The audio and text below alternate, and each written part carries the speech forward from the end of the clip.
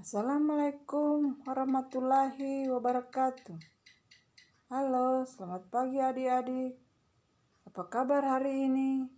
Semoga kalian dalam keadaan yang baik, sehat, dan selalu dalam lindungan Allah.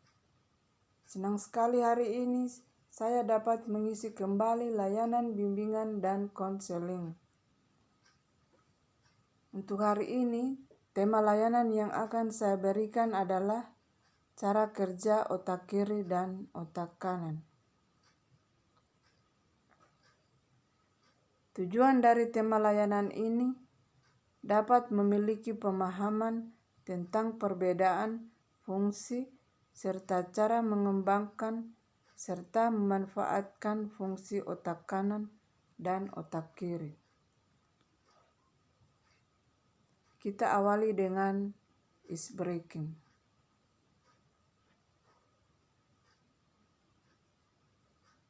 Perhatikan gambar tersebut.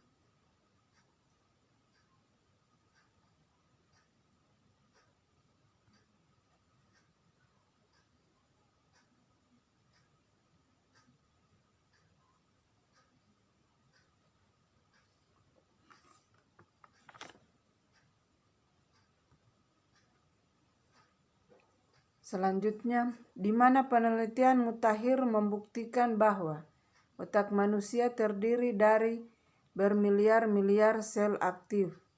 Sejak lahir, sedikitnya kita mempunyai 100 miliar sel otak aktif. Setiap sel mampu membangun jaringan masing-masing 20.000 cabang. Yang mencengangkan ketika awal kehidupan, otak kita berkembang melalui proses belajar alamiah dengan kecepatan 3 miliar sambungan per detik. Sebagai ilustrasi, ketika belajar tahun 1997, dalam 3 hari pertama,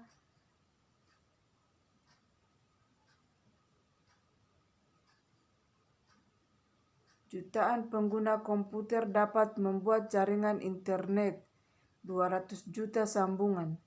Padahal otak manusia hanya dalam 1 detik mampu membuat jaringan 15 kali lebih besar dibandingkan jaringan internet dalam 3 hari.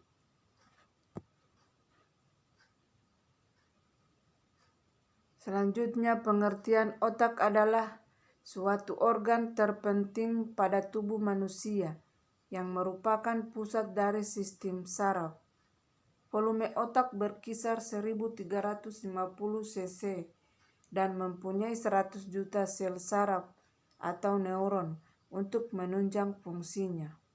Otak terletak di dalam kepala dan mempunyai beberapa fungsi, yaitu sebagai pusat regulasi, sebagai tindakan yang dialami, sebagai pusat pengatur organ-organ tubuh. Misalnya mengatur kerja jantung, hati, dan lain-lain. Otak merupakan pengendali tubuh. Jika seseorang memiliki otak yang sehat, maka akan mendorong kesehatan tubuh. Namun, sebaliknya, jika otak seseorang dalam kondisi yang tidak sehat, maka itu merupakan penyebab dari segala masalah pada tubuh. Selanjutnya, bagian-bagian otak. Yang pertama, otak besar yang disebut cerebrum, di mana otak besar terdiri dari 4 bagian. A. Lobus frontal, B. Lobus parietal, C. Lobus occipital, D. Lobus temporal. Kedua, otak kecil atau cerebellum. Ketiga, batang otak atau brainstem. Keempat, sistem limbik. Selanjutnya, perbedaan fungsi otak kanan dan otak kiri. Pertama, otak kiri. Di otak kiri terdiri dari 3 fungsi. Yang pertama, logika. Otak kiri berhubungan dengan kemampuan untuk berpikir logis, nyata, bersifat umum. B. Hitungan linier. Hitungan linier otak kiri berhubungan dengan kemampuan melakukan hitungan linier atau hitungan.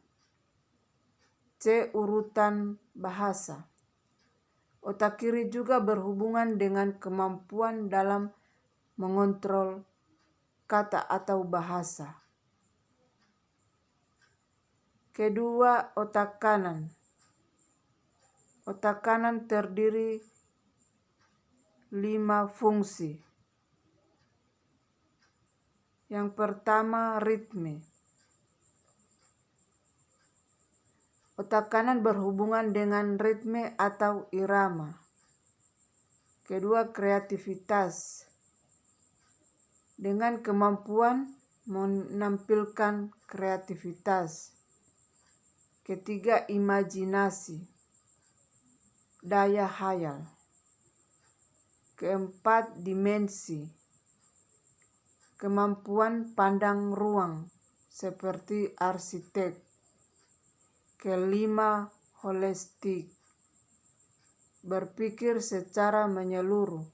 Artinya setiap orang yang memiliki kemampuan berpikir holistik.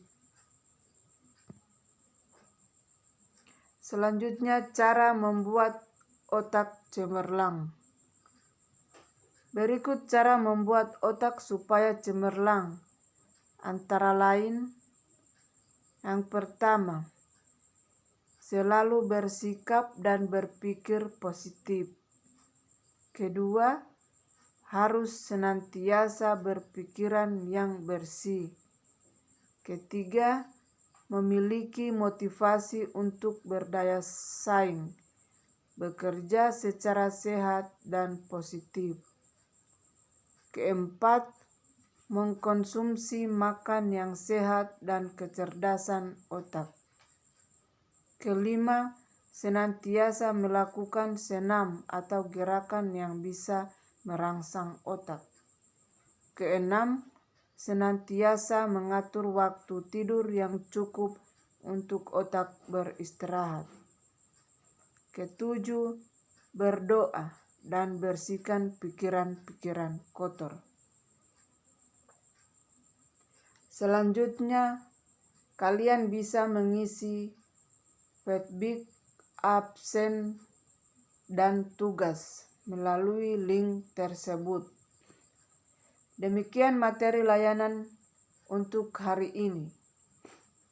Tetap semangat meskipun belajar dari rumah ya. Jangan lupa pesan ibu, 3M. Memakai masker, mencuci tangan, menjaga jarak. Sampai bertemu di materi selanjutnya. Wassalamualaikum warahmatullahi wabarakatuh.